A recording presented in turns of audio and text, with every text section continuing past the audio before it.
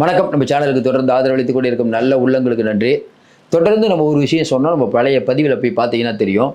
ஷிண்டே அப்படிங்கிறவரை மிரட்டிட்டாங்க. ஷிண்டே அவர்கள் ஊரில் போய் உட்காந்தாலும் சரி, எனக்கு தொண்டை வலின்னு சொன்னாலும் சரி, அவர் ஆதரவு இன்றைக்கி பிஜேபிக்கு தேவையில்லை. ஆனால் இவ்வளவு ஆர்வமாக பிட்னாவிஸ் எப்படியும் ஷிண்டே எங்களோட அமைச்சரவையில் இருக்கணும்னு ஏன் இவ்வளோ வலியை கேட்குறாரு? எல்லாருக்கும் ஒரு சந்தேகம் இருக்கும்.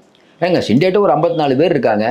பிஜேபி கண்ட தான் ஓடி வந்துடுவாங்களே எல்லாருமே. எதுக்கு ஷிண்டே இவ்வளோ வழியே போய் வாங்கன்னு வாலண்டியராக கூப்பிட்றாங்க அப்படின்னா, ஏற்கனவே உத்தவ் தாக்கரேவை உடைச்சி அந்த கட்சியை உடைச்சி ஷிண்டேவை கூப்பிட்டு வந்துட்டீங்க.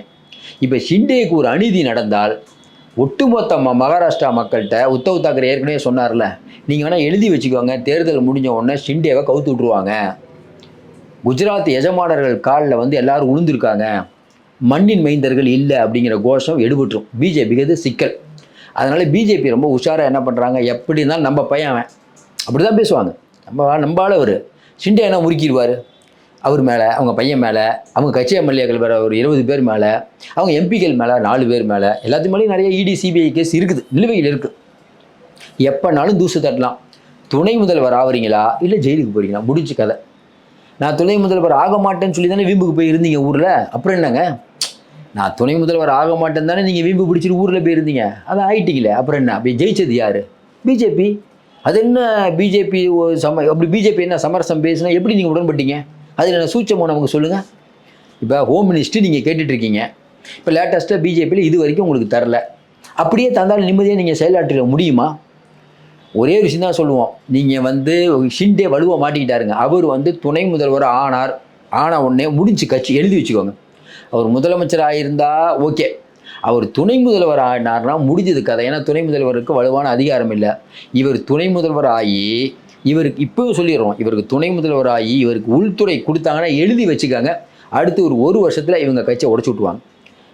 நீங்கள் ஆவீங்க ரைட்டுப்பா, ரெவன்யூ மினிஸ்டர் எல்லாத்துக்கும் ஆள் கொடுக்குறோம், கொடுத்து பிஜேபி ஆள் ஆயிடுவாங்க. நீங்கள் என்ன கட்சியே உங்கள்கிட்ட இருக்காத. பிஜேபி போடுற மெகா பிளான் மாட்டிக்கிட்டார், எலிப்புரியில் மாட்டிக்கிட்டார். இனிமேல் வெளில வர்றது கஷ்டம். அதாவது ஏற்கனவே ஷிண்டே என்ன சொல்லிட்டாரு, ஐயா மோடிஜி என்ன சொல்கிறாரோ நான் கேட்குறேன். இதே மாதிரி தாங்க ஓபிஎஸ் சொன்னார். சசிகலாவை என்ன சொன்னாலும் கேட்குறேன். ரிசைன் எழுதிட்டு வெளில என்ன பண்ணார்? அதனால் இவங்க டைம் பார்த்துட்டு இருப்பாங்க. இந்த மாதிரியான மனிதர்கள் என்னன்னா அவருக்கு வேறு வழி இல்லை, என்ன பண்ணுவார்? இப்போ பிட்னாவிஸ் சூப்பராக போய் உட்கார போகிறார். அங்கே ஆர்எஸ்எஸ் ஆதரவு ஒன்றும் பண்ண முடியாது, அசைக்க முடியாது. 5 வருஷத்துக்கு எவ்வளோ நீ ஒரு மோசமாக பண்ணாலும் அவர் தான். அதனால தான் அவ்வளோ ஒரு மகிழ்ச்சி. எப்படி மணிப்பூரில் அவர் இபாபி சிங் முதலமைச்சரை மாற்றி அதே மாதிரி தான் ஆர்எஸ்எஸ் எவ்வளோ போராட்டத்தில் திரும்ப உட்காந்துருக்காரு. அவரை தடுத்தது ஷிண்டே இல்லை, ஐயா மோடியும் அமித்ஷாவும் தான். எப்படியும் பிட்னாவிஸரை கூட என்னமோ பண்ணி பார்த்தாங்க. இந்த தடவை ஆர்எஸ்எஸ் சொல்லிட்டாங்கப்பா, உங்களால் நாங்கள் தான் உங்களை ஜெயிக்க வச்சுருக்கோம், தேவையில்லாமல் நீங்கள் தேவையில்லாமல் பண்ணி இது பண்ணி விட்றாதீங்கன்னு சொல்லி ஒரு செல்ல மிரட்டல் பண்ணியிருக்காங்க. அதனால தான் அடி பண்ணிச்சிருக்காங்க. பிஜேபி அப்படிங்கிறது ஆர்எஸ்எஸ் என்ன சொன்னாலும் கேட்கும். கொஞ்ச நாள் கேட்காம இருந்தாங்க, கேட்டாங்க. இப்போல்லாம் இன்னொன்று அவங்களுக்குள்ள வந்தாங்க பெரிய வேறுபாடு. 2 பேரும் ஒரே விஷயம் தானே, 2 பேரும் மதவாதம் தான். இதில் போய் என்ன பெரிய பேசணும்? அப்போ ஷிண்டேவுக்கு என்ன விஷயம் அப்படின்னு வெளிவரக்கூடிய தகவல்கள் பார்த்தீங்கன்னா, இவர் டெல்லிக்கு போயிருக்காரு. ஷிண்டே டெல்லிக்கு போயிட்டு அங்கே கூட்டத்தை முடிச்சுட்டு என்ன சொல்லியிருக்காங்கன்னா, இவர் இல்லைங்க முதலமைச்சர் பதவியான கொடுங்கன்னு சொல்லிட்டார். இல்லைங்க, நீங்கள் முதலமைச்சர் பதவியெல்லாம் நம்ம பேசி முடிவு பண்ணிக்கலாம், நாளைக்கு ஒரு கூட்டம் இருக்குது அப்படிங்கிற மாதிரி சொல்லிட்டாங்க.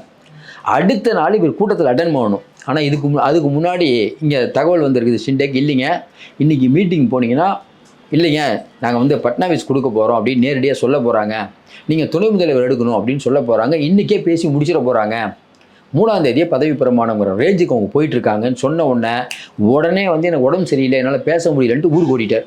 1 நேரம் இல்லையா? முதல் நாள் வரைக்கும் நல்லா பேசிகிட்டு இருந்தீங்க, அடுத்த நாள் இயற்கை உபாதை இருக்க வேண்டியதான். இயற்கையில் சில சங்கடங்கள்லாம் வரும், அதற்காக பேச முடியலன்னா ஊரில் போய் மட்டும் இப்படி கட்சிக்காரன்ட்ட பேசுகிறீங்க. நிறைய பேர் வந்தாங்க பார்த்தீங்க. பிஜேபிக்கு தெரியாதா? பிஜேபி என்ன பண்ணோம், தம்பிகிட்டே சொல்லிடுங்க தம்பி, யார்கிட்ட அவங்க கட்சி எம்பிகிட்ட பார்த்துக்கோங்க தம்பி, அண்ணன்ட்ட சொல்லிடுங்க, சிறைக்கு போகிறீங்களா இல்லை துணை முதல்வர் ஆகிறீங்களா? அஜித் பவார் ஏற்கனவே என்ன பண்ணார், அஜித் பவார் மாவட்டம் போகிறீங்களா துணை முதல்வர் ஆகிறீங்களா? ஐயா மாவட்டம்லாம் போலையா, துணை முதல்வர் ஆகிறேன், வாப்பா. அதே மாதிரி தான் இப்போ அஜித் பவார் என்ன பண்ணிட்டாரு, சூப்பர், பிட்னாவிஸ் தான் முதலமைச்சர். பிட்னாவிஸ் தான் முதலமைச்சர் யார் சொல்கிறது? அஜித் பவார். இப்போ யார்? பிட்னாவிஸுடைய தீவிர ஆதரவாளர் அஜித் பவார். பிஜேபி என்ன பண்ணுது, ஷிண்டேவை ஈடி வச்சு மிரட்டிட்டோம். அஜித் பவார் இருக்கார், அவர் நம்பாளாயிட்டார், அதனால் அவர் விட்டுருவோம். இப்போ ஷிண்டே துணை முதல்வர், அஜித் பவார் துணை முதல்வர்னா யாருடைய துணை முதல்வர் போஸ்ட்டுக்கு வெயிட்டு? பிட்னாவிஸுக்கு நம்பிக்கை கூறிய அஜித் பவாருக்கா, பிட்னாவிஸ் முதலமைச்சர் பதவிக்கு வரக்கூடாது, தான் முதலமைச்சர் பதவிக்கு வரக்கூடிய ஷிண்டேவுக்கா? பிட்னாவிஸ் என்ன யோசிப்பார்? அப்பா ஒரு 4 நாளாக என்னை தூக்கம் இல்லாமல் என்ன கஷ்டப்படுத்திட்டேன், உன்னை முதலமைச்சராகணும்னு போயிட்டு இருக்கியே, எனக்கு கீழே தானே இனிமேல் துணை முதல்வர் வந்துட்டே இல்லை, மாவனை இனிமேல் ஒன்று வச்சு செய்வாரா செய்ய மாட்டாரா, எப்பா இனிமேல் ஷிண்டேலாம் எது சொன்னாலும் கேட்காதீங்கப்பா, மெதுவாக சொல்லுவாங்க, உடனேலாம் பண்ண மாட்டாங்க. மெதுவாக அதிகாரிகள் இருப்பாங்க, அதிகாரிகள் இவர் சொன்னால் எதுவும் கேட்க மாட்டாங்க. முதலமைச்சர் சொன்னால் கேட்பாங்களா, அதிகாரிகள் அமைச்சர் சொன்னால் கேட்பாங்களா? கொஞ்சம் யோசனை பாருங்கள். அமைச்சரே இருக்கட்டுங்க டிபார்ட்மெண்ட்டுக்கு, முதலமைச்சர் கூப்பிட்டு தம்பி அதை பண்ணுப்பா அப்படின்னா, இல்லைங்க நான் பண்ண மாட்டேங்க, அமைச்சர் சொன்னால் தாங்க பண்ணுவேன்னு சொல்லுவாங்களா? அமைச்சர் அப்படி சொன்னான்னா அந்த அதிகாரி இருப்பாரா பதவியில்? அப்போ இன்றைக்கி கோலோச்சிட்டு இருக்கிறது யார்? பட்னாவிஸ். இவர் என்ன பண்ணார்ல, ஊரில் இருந்தார்ல, ஊரில் இருக்கும்போது என்ன பண்ணிட்டாங்களாம், இவரை போய் பார்க்க போயிருக்காங்க. இவர் என்ன பண்ணிட்டார், ஊரில் இருந்தால் தெரிஞ்சுக்கணும்ல, உடம்பு சரியில்லாமல் இருக்கார், நல்லா தான் இருக்காருன்னு ஊரில் பேச ஆரம்பிச்சிட்டாங்க. அதனால் டக்குன்னு ஊர்லேருந்து கிளம்பி தானேக்கு வந்துட்டார். தானேயில் பார்த்தீங்கன்னா அவங்க பையன்கிட்ட சொல்லியிருக்காங்க, எது ஸ்ரீகாந்த் ஷிண்டே. அவர் ஃபோன் எடுக்கல, பேச முடியாது அப்பாவால் பேச முடியலப்பா, தம்பி நீ சொல்லுப்பா, என்னப்பா தம்பி ரொம்ப உங்கள் அப்பா பண்ணிகிட்டு இருக்கார், என்னப்பா விஷயம்? இல்லைங்க அப்பாட்ட நான் பேசுகிறேன். பேச்செல்லாம் இல்லை, இனிமேல் வீச்சு தான், அப்பாட்ட சொல்லிடு, துணை முதல்வராக பதவி இருக்க வரீங்க, இல்லைன்னா 2 பேர் ஜெயிலுக்கு போவீங்க, முடிஞ்சு கதை. ஐயா தெரியாமல் பண்ணிட்டேன் ஓடி வர்றாருல இன்றைக்கி, ஐயா நான் பண்ணிடுறையா என்னங்க வீராவேசமாக நான் தான் ஷிண்டே, நான் சூப்பர் ஆட்சியை கொடுத்தேன், மக்களெல்லாம் மகிழ்ச்சியில் இருக்கிறார்கள், இதெல்லாம் எதுக்கு சொன்னீங்க? அடுத்து நீங்கள் பவருக்கு வரும் தானே, அதுக்கப்புறம் சொல்கிறீங்க பதவி ஆசை இல்லை, பதவி ஆசை இல்லாமல் ஏன் சார் அரசியலுக்கு வரீங்க? எல்லாம் பண்ணலாம், நீங்கள் ஒருத்தருக்கு துரோகம் பண்ணீங்க, இன்றைக்கி உங்களுக்கும் இன்னொருத்தர் துரோகம் பண்ணுறார், இவ்வளோ தான் அரசியல். இன்றைக்கி இருக்கக்கூடிய சூழ்நிலையில் பிட்னாவிஸ் வந்துட்டாரா, இப்போ முழுக்க அந்த 54 எம்எல்ஏக்கள் குறி, அடுத்த 1 வருடம் இலக்கு மொத்தமாக தரமட்டமாக ஆக்கிடுவாங்க. உத்தவுக்கு ஒரு பெரிய இலக்கு தான். முதல்ல சிவசேனாங்கிறதே இல்லாமல் அழிப்பார்னு சொல்லிட்டு இருந்தார், அது உறுதியாயிடுச்சு. இது ஒரு பக்கம். இன்னொரு பக்கம் இன்றைக்கி மோடி அமித்ஷா என்ன யோசிக்கிறாங்க, அவங்க என்ன யோசிக்கிறாங்க, இப்போதைக்கு பிட்னாவிஸ் வந்துட்டார், நம்ம என்ன பண்ணுவோம், அஜித் பவாருக்கு சப்போர்ட் பண்ணுவோம். அவங்க ஷிண்டேக்கு சப்போர்ட் பண்ண மாட்டாங்க, ஏன்னா ஷிண்டேக்கு ஆர்எஸ்எஸ் உடைய எதிர்ப்பு. முதல்ல ஆர்எஸ்எஸ் அஜித் பவார் எதிர்த்தது. இப்போ அஜித் பவார் யாருக்கு செல்லப்பில்லை, ஒரே நேரத்தில் ஆர்எஸ்எஸ்க்கும் செல்லப்பில்லை, மோடிகிட்டையும் நல்ல பேர். மோடி என்ன யோசிப்பார், அஜித் பவார் டபுள் கேமு, நம்ம ட்ரிபிள் கேம் விளையாடும், நம்மகிட்டே டபுள் கேம் விளையாடுற இந்த மாதிரி ஆனாலும் நமக்கு தேவை, இவரை இப்போ பகைச்சிக்கூடாது. நாளைக்கு பிட்னாவிஸ்க்கு ஏதாவது ஒரு நெருக்கடி கொடுக்கணும்னா பிட்னாவிஸ் கூடயே இருக்கிற அஜித் பவார் தான் நமக்கு தேவை. ஏன்னா நம்ம ஷிண்டேவை தூக்கணும்னா ஆர்எஸ்எஸ் கோச்சிக்கும், ஷிண்டே மேலே ரொம்ப கோவத்தில். ஏன்னா ஷிண்டே மோடிக்கே டஃப் கொடுத்துட்டார், அது தப்பு. மோடி பிட்னாவிஸை உறுதிப்படுத்தினதுக்கப்புறம் பேசியிருக்காங்க. பிரைம் மினிஸ்டர் ஆஃபீஸ்லேருந்து அங்கே இருக்கக்கூடிய அதிகாரிக்கு பேசினா சிஎம் ஊரில் இருக்காருன்ட்டு இருக்காங்க. அப்போ மோடியை என்ன நினைப்பாரு, என்னையா நம்ம ஷிண்டேக்கு இவ்வளோ ஆதரவு தரோம், ஊரில் போய் உட்காந்துட்டு ஏன் ஃபோனையும் எடுக்கலையா, முடிஞ்சு கதை. அப்போ ஒரே நேரத்தில் இவர் பிடிச்ச வீம்புனால மோடிக்கிட்டையும் கெட்ட பேர், அமித்ஷாட்டையும் கெட்ட பேர், ஆர்எஸ்எஸ்டையும் கெட்ட பேர், மொத்தமாக பகிச்சிக்கிட்டார்.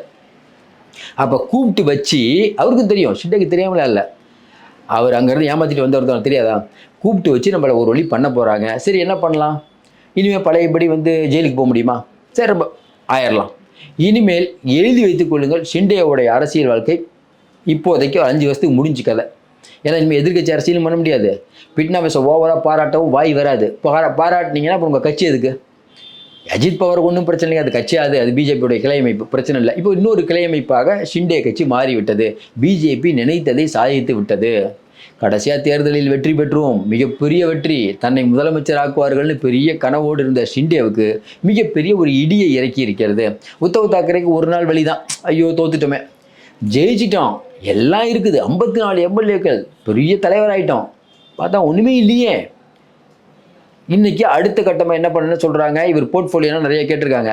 பிஜேபி எப்பயுமே முடிவு பண்ணும், போர்ட்ஃபோலியோ கொடுக்கறதுனால ஆபத்து தான், நீங்கள் எழுதி வச்சுக்கோங்க. போர்ட்ஃபோலியோ இப்போ நம்ம அடிக்கடி சொன்னோம், எம்பி எலெக்ஷனில் எடப்பாடி ஜெயிச்சிருந்தால் எடப்பாடிக்கு பிரச்சனை தான். ஏன்னா ஒரு 4 எம்பி போயிருந்தீங்கன்னா பிஜேபிக்கு ஆதரவாக பேசிகிட்டு இருப்பாங்க, எடப்பாடி சொல்கிறத கேட்க மாட்டாங்க. அதனால் இது எடப்பாடி பழனிசாமி ஒரு நல்லது தான்.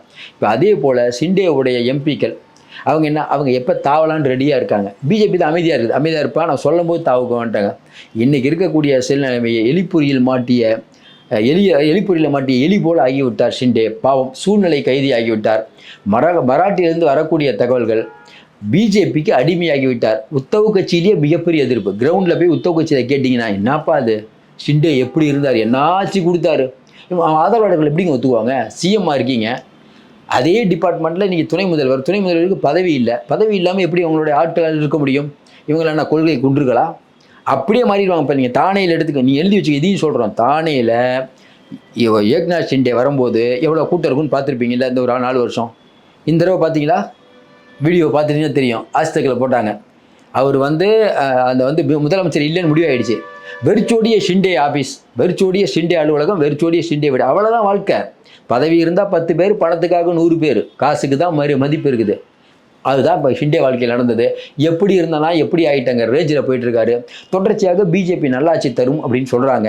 நம்மை பொறுத்தவரையில் 2100 ரூபா மாதம் கொடுக்க வேண்டும். மாணவர்களுக்கு உதவித்தொகை கொடுக்க வேண்டும். மாணவர்களுக்கு 5000 ரூபா கொடுக்குறேன்னு இருக்கீங்க, அது கொடுக்க வேண்டும். ஏகப்பட்ட வாக்குறுதிகளை அள்ளி தெளித்து விட்டீர்கள். இதுக்கெல்லாம் ஃபண்டு எங்கே? ஃபண்டு தான் இல்லை. இப்போ மோடி ஃபண்டை வந்து குஜராத்துக்கு கொடுப்பாரா, யூபிக்கு கொடுப்பாரா, இல்லை நாயுடுக்கு கொடுப்பாரா, இல்லை நம்ம நிதிஷுக்கு கொடுப்பாரா? தமிழ்நாடு கொடுக்க மாட்டாரு தெரியும். இதெல்லாம் வைத்து பார்க்கும்போது மகாராஷ்டிரா மறுபடியும் ஒரு பொருளாதார சிக்கல் ஆயிடுத்துக்குது. ஏற்கனவே ஜிடிபி 3 கம்மியாயிடுச்சு. அதனால் இன்றைக்கி இருக்கக்கூடிய சூழ்நிலை மகாராஷ்டிரா மக்கள் ஒரு மிகப்பெரிய வரலாற்று தவறை பண்ணிட்டாங்க. மகாராஷ்டிரா மக்கள்னு சொல்கிறதா இல்லை வந்து ஓட்டு போட்டது மக்கள் நல்லா தான்ப்பா போட்டாங்க, அது மாறி போனதுக்கு அவங்க என்னப்பா பண்ணுவாங்க நீங்கள் சொல்கிறது கேட்குறது. பொறுத்திருந்து பார்ப்போம். மீண்டும் சந்திப்போம். நன்றி, வணக்கம். உங்களுக்கு இந்த வீடியோ பிடிச்சிருந்துச்சுன்னா லைக் பண்ணுங்கள் அண்ட் உங்களோட கருத்துக்களை கமெண்ட் பண்ணுங்கள். மறக்காமல் சப்ஸ்கிரைப் பண்ணுங்கள்.